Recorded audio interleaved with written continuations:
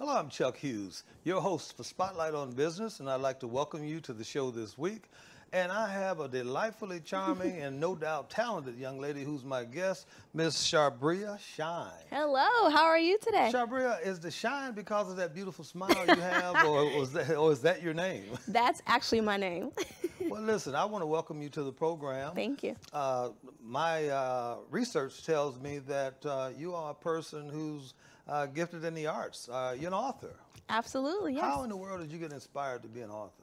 To be honest, I never thought I would be an author at all. It really was birthed out of just me having a story of my own, my personal testimony, my personal life. And at the time I was single and I was tired of being single. After 20s, then you get in your 30s and it's like, wow, I am still single.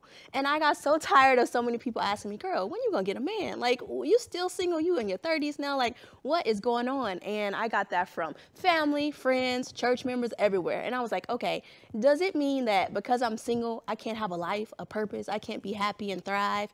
And so I started a blog for single women, and like the rest is history. I just started encouraging single women to live their best life with or without a man. Well, you know what?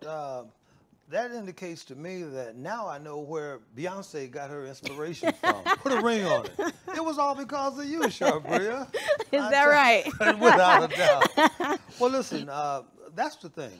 You talked about your experiences as a young lady, and there's nothing better than your personal experiences because this is not anything you heard. Yep. This is not anything that you speculate about. Absolutely. And so in terms of your writings, is that part of what you want to do, to be an inspiration to other ladies? Absolutely. I even started an online ministry group, a group called Single&Satisfied. And so I have thousands of women that are on there. I encourage them every week. They encourage each other, from blog posts to encouraging words to advice to, now that I'm married, I'm a newlywed.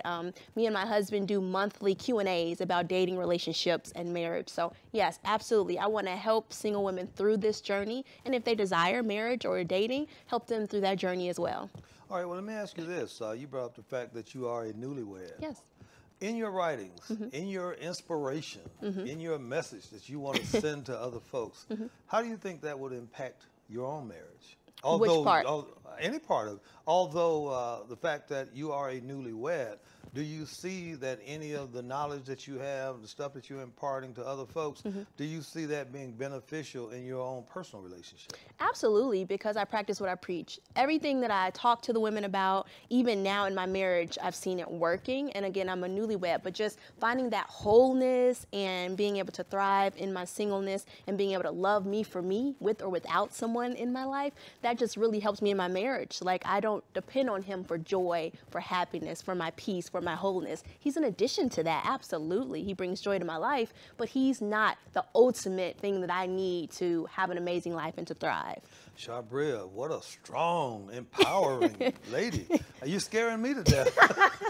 So let's talk about your husband. Yes. How receptive is he to having such a strong, real vibrant mate? I mean, is he receptive? There's not any kind of clashes or clashes of wills or anything like that, is it? Absolutely. He loves it. Well, no clashing, no, but he loves my personality. He knew that before we got married. But here's the thing about being a strong woman. A strong woman, she doesn't mind to submit or to be equal partners with a strong man because, you know, when it's a good man, she wants to do that. So we made sure that our goals for our future were aligned, you know, that we were equally yoked, and that he knew my goals and dreams for the future, I knew his, and that we wanted to support each other in that. And I encourage all single women and men to make sure that they find those things out before they get married, so there's no conflict. You know what's remarkable to me? I'm sitting here, I'm listening to you, and I'm asking you how your husband feels about it, and I'm the same type victim. Yeah.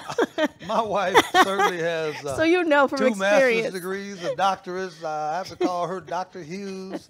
She's certainly probably more accomplished than I am. And so, yeah, I am living that life. So you know. It's interesting that you shared that. And your husband would be wise if he would just support you and be a part of that process. Yes. Because let's face it, if you have 2 strong mates working collaboratively together towards the same goals, that's when you realize your best selves and your best relationships. Absolutely. So, happy to hear that. All right, now tell me a little bit more about the book. Absolutely. Is it an easy read? Is it? Absolutely. It's right here. It's a very easy read. I mean, you can read it in a day if you like to read. It's only about 124 pages. And the book is pretty much just my journey.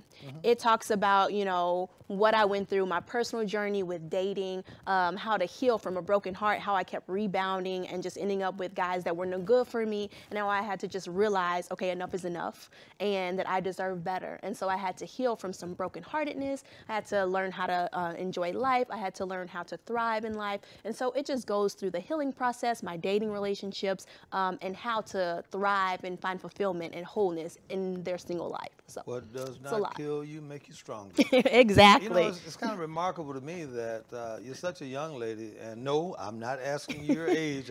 Which I'm is smart, okay. I'm no, not no, one of but those. I'm smart enough not to go there. Yeah. But it's remarkable that instead of feeling victimized, your experiences have empowered you. Absolutely. And that's going to bode well for you your entire life. You know, what you're doing with your book, what you're doing in terms of trying to help people in their lives, it's as much a service as the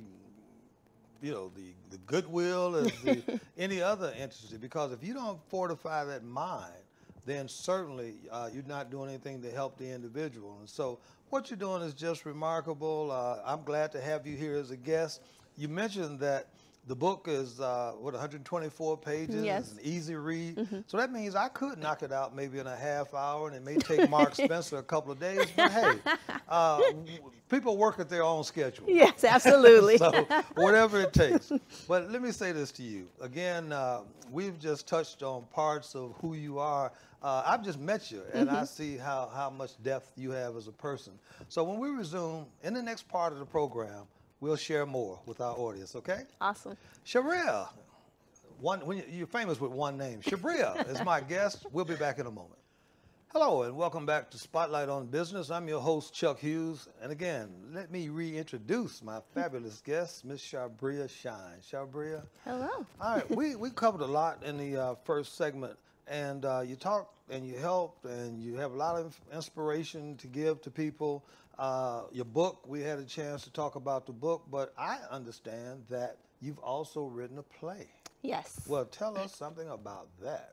Well, it's entitled Single Woman Chronicles. Naturally. Yes, naturally. So it kind of did stem a little bit from the book, some of my journey, but it's also inspired from other stories I've heard from friends, family, even strangers, you know, people that I've just overheard some stories. And it's just a story to empower, again, single women to live their best life, to thrive in life, but to overcome societal pressures to just hurry up and get with any man just to have a man because their clock is ticking. And so many women after 30, I hear, you know, have that pressure to hurry up, find any man, get married, freeze your eggs, find out, figure out, you know, you have to have it all figured out, and you don't. So with this story, we just follow 3 young women, some not so young, and we just see their experiences with men, how some of their heartbreak, and how some of their experiences are just going to really challenge their faith, their self-identity, and their very desire for love itself. And so it's just filled with heartfelt monologues and really real talk songs to just really touch the single woman's heart. So. You know, another reason why I see that as being significant to me is that I'm the father of 3 daughters. Wow, okay. One married and divorced with 2 children. The other is married. Okay. And we have one that's single, who's mama's baby, and she'll probably be single forever. But when you talk about all of these experiences and things that these young ladies go through, understand that there's a father in the background who's suffering right along with them. Absolutely. Sometimes I feel like not only am I married to my wife, but I have 3 other wives as well, because you have that sense of concern and care and nurturing, because it's just the nature of father and daughter. And so had you thought about the fact that when you're talking to these folks, it impacts the entire nuclear family? Absolutely, it definitely does. And, you know, I can just attest to my personal life with my father. I've been single, as you know, for a long time. And for a long time, I felt like he was okay with that. Like, okay, you're single, good. Oh, yeah, because no guy is good enough. Right, Yeah, you know? yeah, I can relate to that. Yeah, so, Yeah. you know, he was absolutely one of the persons in my life who did not ever pressure me to, so are you dating? Are you going to get married? He Well, always neither did just I. celebrated Right. where I was in life, Sure. and I always appreciated that. But when I did choose a husband, I definitely did take that in consideration. Would this be a man that my father would be proud of to say, this is my son-in-law, you know? And would I be proud to send him to my father, you know, and to show him as my husband? And absolutely, I thought about those things. And to my, you know, relief and me being very happy about it, that they have a great relationship and my father is very happy with my choice. So I'm excited about that. That makes me feel like I did a great job in, you know, choosing. So. Listen, I don't know the young man, but just based on my conversation with you, he's a very lucky fellow. Oh, thank and I'm you. sure he appreciates that.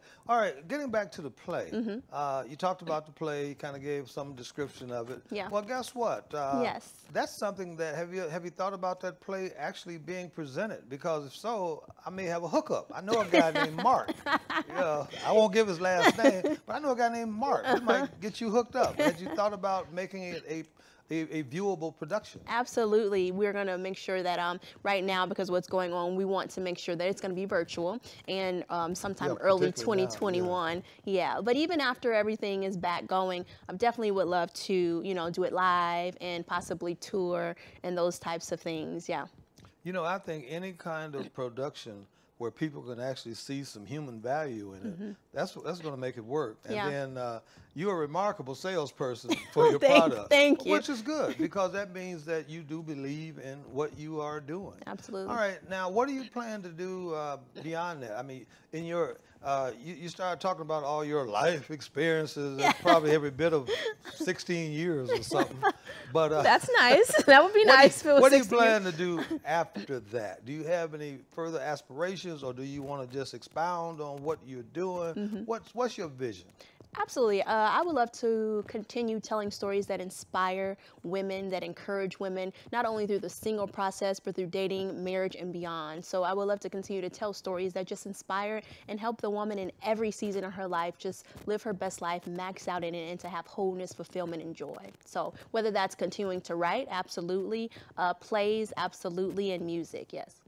Well, listen, we didn't do this at the top of the show, but tell us a little bit about yourself. Where are you from? Where'd you go to school? Where did you get your inspiration? Absolutely. You know, So I grew up in Gary, Indiana, born and raised. Me too. And I went to Emerson Visual and Performing Arts School, ended up going to high school at Andran.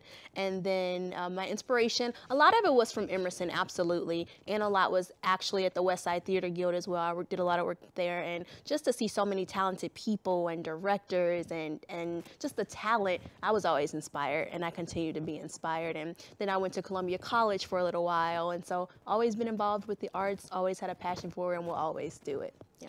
You know, it's interesting you say that, because I've been engaged with the emergency manager for the school system, and the arts, they're not here in Gary, and they're certainly not at the level that they were. And the fact that you are testimony to being exposed, going to Emerson, the West Side Theater Guild, being exposed to those kind of activities, the byproduct turns out to be someone who is talented. You can demonstrate that talent, and I'm sure you're going to consider passing it on to others. Absolutely. But let me say this, in the few seconds that we have remaining, it's been delightful having you as a guest. I hope that I get the pleasure of doing this again. Absolutely. I can't wait for the play. I may even read the book, although, as I say, I live the book at home almost literally every day of my life. So you just continue to do what you're doing, continue to inspire, continue to be that person that's going to change some lives to positive for people. So again, thanks for being on the program. Now, we've covered some things here now. You're an author. You're a playwright. Yes. Now, don't tell me that you doing the trifecta. They tell me that you're actually in music as well. So Yes. tell us about your musical acumen. Yes, so as we talked a little bit about me writing, and I wrote a play as well, some of that music is going to be in the play. And so I've already put some of it out already on streaming services, and I've had music videos and things like that. And so some of the major songs that are heartfelt will be called Rescue Me, Virtuous Woman, Single and Satisfied, and It's Your Love. So those will be songs that will be featured in the play Single Woman Chronicles. So, Well, I'm yes. glad you said that, because in terms of empowering these ladies, man, I didn't know if your music was going to be the hero is a zero, get rid of the loser. No, Nothing no. like that. No, it's not man bashing. I'm not going to do that one. So you did say you are married. I'm happily married, yeah, so no. Well, you said rescue me. Now, Yeah. listen, I'm going to date myself because I may be the only person in this entire studio that remembers a song "Rescue Me" by Fontella Bass. Okay. Clearly, that's not the "Rescue Me" you No. were talking about. No, not you that may want to one. Google that. Yeah, I'm gonna listen Rescue to it. Me. And the songstress is Fontella Bass. But you know, you got all the components there. I mean, you're an author, so you can get your message out through the written word. People that don't understand that or don't want to read, Yeah. they can go watch the play, see and hear what you're doing. Now, that's just a lot. Yeah. You've written the play, you've written a book. Yeah. Well, who's going to be directing and acting and doing those things as well? Well, actually, I will be directing, and I'm the lead Oh, get actress outta in the here. play. So yeah, that is a challenge, you know, that is. But the great thing about it is I've been around some great mentors, some great directors. I've been in shows where I've been able to watch the lead actress direct her own show, and I just think at first because people ask, are you sure you want to, try to direct your own play? It definitely is a challenge, but I just think no better person than me to direct it. I know the vision for it. I know, what the characters, how I want them to respond in the play, the vision for how I want the stage and the set to look, everything. And the music, I wrote the music. So this is my first one that I'm directing. So it's kind of like my baby. So I'm like, no one, will really trust someone else with their baby, And so I'm thinking this first one, I'm gonna go at it, because I've seen it done. I've had friends who've done it, and I was in the shows and I kind of saw and studied how they did it, and it's very possible. Well, you make a good point. It is your product. Yeah. And you know exactly what you want. Now, I may be getting ahead of you, but in terms of actors, actresses, what kind of person are you looking for, let's say, to work alongside the lead? Or is it just the fact that if people are gifted in the craft, then they can act? Or are you looking for a personality that might be infused into the specific characters? What do you know as a director? How do you Yes. ascertain that? Absolutely. Well, it's not just important to me for them to be just talented. Absolutely not. There's so many talented people. I absolutely want people with like spirits like me. Like they're energetic, that they believe in the product, they believe in what it's saying. Even if they're single, married, whatever, they believe in what the message is, which is you don't have to succumb to societal pressures of what someone else thinks your life should look like.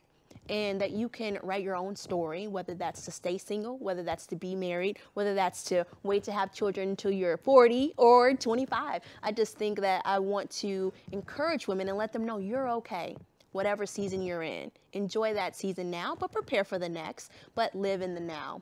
So they have to believe in the message, absolutely, and I want them to be excited to be a part. I think two things here.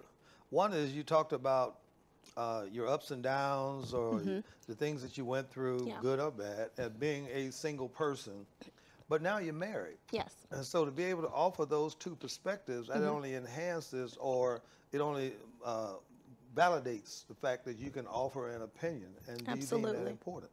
Yes, I think that's very important. I would say that originally I was a little bit nervous about that because I was Miss Single and Satisfied. Everybody knew me as that. Everybody knew me as she's single, she's satisfied, she doesn't need a man, she's, living her life. And it's funny, as soon as I got engaged, my book actually came out. It was written years before, but that's when I, came out with the book. And I was thinking, is that going to look like, maybe I wasn't single and satisfied? But it's not true. I was. And literally, when I least expected it, this amazing man literally came out of nowhere. So it kind of seems like a fairy tale, but it is true. That is absolutely what happened in my life. And that's what I'm saying. It's okay to desire marriage. Marriage is a beautiful thing, absolutely. But a single person standing in their own purpose is absolutely just as beautiful. And that's just what I want women and men to know. I mean, it's smart because that's what happens. It's composed of two different individuals. And even it's said sometimes that opposites attract. You are you, he is who he is, and together you can make beautiful music. You know, I was listening to you, and all of these multitudes of talents, things that you touched upon. Do you realize that in Gary, Indiana, sometime in the first quarter of next year, they will have a big, luxurious hard rock casino here?